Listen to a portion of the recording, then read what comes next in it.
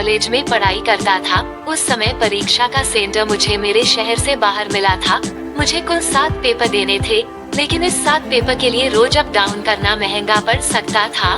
मैं सोचता था कि कैसे ये सारे पेपर दे पाऊंगा। हमारे एक दूर के रिश्तेदार अंकल और आंटी उसी एग्जाम सेंटर वाले शहर में रहते थे।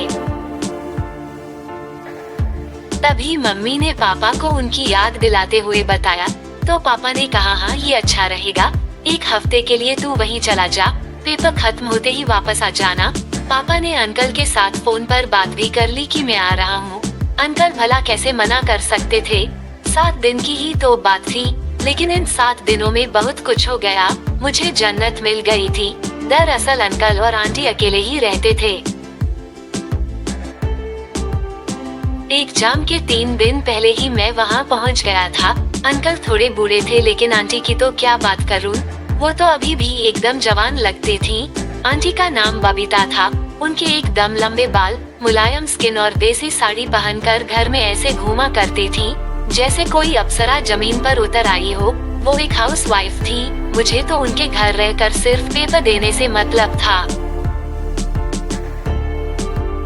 ये सब कैसे हुआ आपको बताता हूँ। हुआ यूं कि 3 पेपर देने के बाद एक दिन रात को मैं थोड़ा रिवीजन करते हुए कमरे में बैठा था। मेरा दिमाग घूम रहा था, एक तरफ पेपर की टेंशन और दूसरी ओर बार बार आंटी का मेरी तरफ देखकर मुस्कुराना। तभी आंटी कमरे में आ गई। वे रात्र वेस्ट पहने हुई थी। आंटी बोली, अरे अभी भी पढ़ रहे हो, सो जाओ, थक जाओगे। मैंने ऊपर देखा, उनके बाल पूरे खुले थे, लेकिन मैंने वो सब नजरअंदाज किया। मैंने कहा, ये बहुत मुश्किल वाला पेपर है, इतने पेपर और ऊपर से पूरे साल पागलों की तरह पढ़ना, सच में मैं पढ़ाई करते करते पागल ही हो जाऊंगा। तभी आंटी बोली, अरे ऐसा मत कहो, तुम पास हो जाओगे, रुको मैं तुम्हारे लिए चाय लेकर आती हूँ। अरे नहीं आंटी, अब रात को क्यों चाय बनानी है, अब रहने दीजिए, खामखा आपको तकलीफ होगी। इसमें तकलीफ कैसी,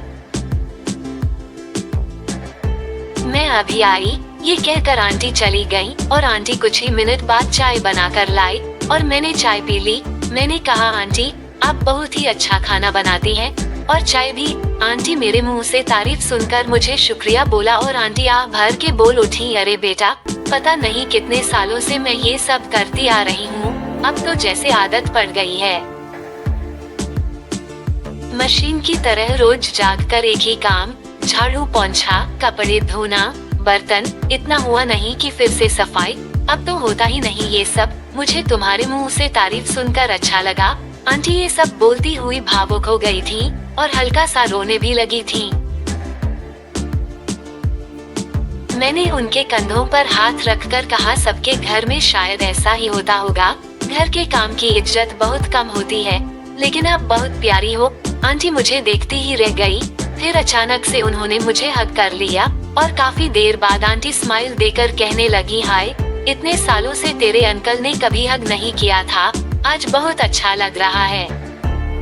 मैं उन्हें देखने लगा था, फिर वे बोली, अरे तुम्हारे माथे की लकीरें तनकर बाहर को क्यों दिख रही हैं? हाँ वो मैं खूब पढ़ाई करता हूँ ना, तो स्ट्रेस हो जाता है। आंटी ने कहा, मेरे प्यारे, क्यों इतना पढ़ा करते हो, गर्लफ्रेंड क्यों नहीं बना लेते कोई, उससे बात करोगे तो मन हल्का हो जाएगा।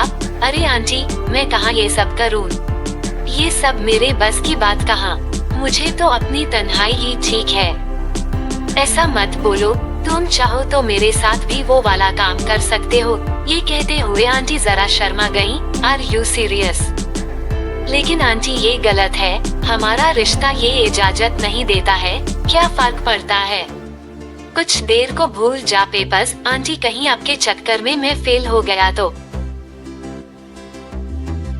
इस बात पर वो जोर से हंसने लगी। अरे पागल, टेंशन नहीं लेने का, ऐसा कहकर वो हंसने लगी। कसम से आंटी की खिलखिलाहट बहुत प्यारी लग रही थी। मैं उन्हें देखता ही रह गया।